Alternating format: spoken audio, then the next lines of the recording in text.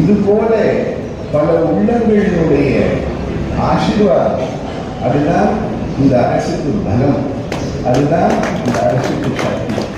அப்படிப்பட்ட அந்த ஆசீர்வாதங்கள் இன்னும் நிறைய கிடைக்கும் போது அது இந்த ஆட்சி செய்யக்கூடிய நம்முடைய முதல்வர்களுக்கும் அவங்களை சார்ந்தவர்களுக்கும் இன்னும் சக்தியையும் பலத்தையும் கொடுக்கும்.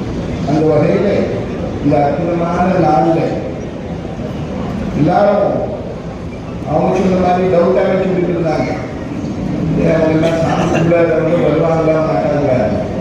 நாஸ்திகத்துக்கும் ஆஸ்திகத்துக்கும் நிறைய வித்தியாசங்கள்லாம் ஒன்றும் இல்லை. ஆன்மீகத்தில் நாம் உணரக்கூடியது தெய்வம்னு சொல்றோம். அங்க அறிவியல்பூர்வமா கண்ணுக்கு தெரியலன்னா இல்லைன்னு சொல்றாங்க, அவ்வளவுதான். ஆனா கண்ணுக்கு தெரியாத நிறைய விஷயங்கள் இருக்கு இல்லையா? மல்லிகைப்பூ செடி பக்கத்துல போறோம், எப்படி இருக்கு? வாசனையா இருக்கு, கண்ணுக்கு தெரியல வாசனை. அப்படி இல்லையா? இருக்கு ஆனா இல்லை, இல்லை ஆனா இருக்கு. தெய்வமும் அதுதான், இருக்கு அப்படின்னா இருக்கு. அதை உணரக்கூடிய ஆற்றல் வரும்போது இன்னும் சக்தி இருக்கும். அதை தாண்டி ஆன்மீகத்தில் இருக்கிற அதே கருத்துக்கள் நாட்டிகத்திலையும் பேசுறோம்.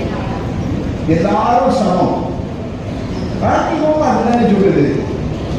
எல்லாரும் ஒண்ணுதான், எல்லாருக்குள்ளேயும் தெய்வம் இருக்கு, எல்லா ஜீவனுக்குள்ளேயும் தெய்வம் இருக்கு. ஜாதி மதம் வேதம் இல்லை, ஏழை பணக்காரன் வேதம் இல்லை. இதைத்தான் ஆன்மீகம் சொல்றேன். அதையே தான் திராவிட கழகமும் சொல்லிட்டு இருக்காங்க. அதனால ஒரே ஒரு சின்ன வித்தியாசம் தானே தவிர, அதை தவிர இன்னும் பெரிய வித்தியாசம் இல்லை. அதனால ஆன்மீகத்தோட